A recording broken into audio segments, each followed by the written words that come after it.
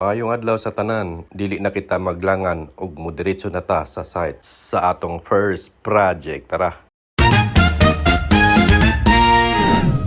Maniudto sa ami kadali ha, kay medyo gikotoy naman among tiyan. Nakuratan ko sa presyo diri sa Davao. Wala na di ay tag 20-30 nga sudan.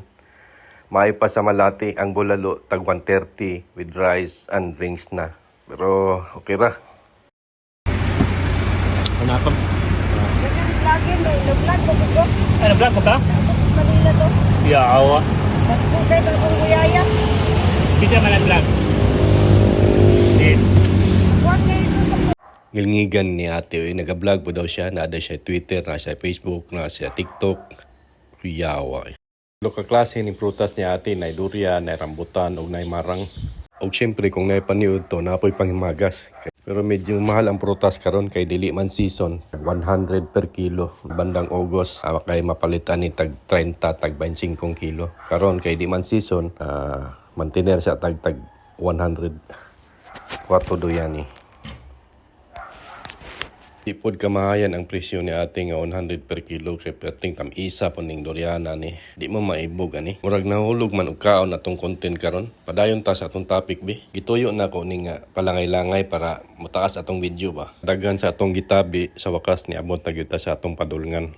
Mao ni atong site medyo lapad-lapad ning lugar nanay gyandam nga lublak. Pindot ning lugar diri kay medyo bugnaw. Ipabangagan na nako daan ng septic tank para na magamit ang mga trabahante. I-reveal na nato ang design sa atong himuon nga balay. Itsura nga pangdato pero pinobre ang budget. Ang konsepto ani kay modern, industrial, o contemporary. Kay artist may tag-iya ani ato ning isalpak tanan ang iyang gusto. Natay makita mga nindot nga balay no, makaingon tag grabe ning balaya kanindot. Pila ka ni kamilyon. Makaya baka nako ni kani nga project diri nato ipakita nga pwede ta mo himog balay nga pangdato pero pinobre nga budget. Naiuban mo himog balay na perting dakuan na sa gasto pero tan-aw nimo ordinaryo ra kayo. Depende maguna siya sa inyong architect, sa inyong designer, sa inyong interior designer. So, diri nga project, himuon na to ang posible sa mga imposible. Naabitaw usahay magpahimog balay nga dako na kayo gasto pero dili man nindot tanawon. Napansin ninyo bisag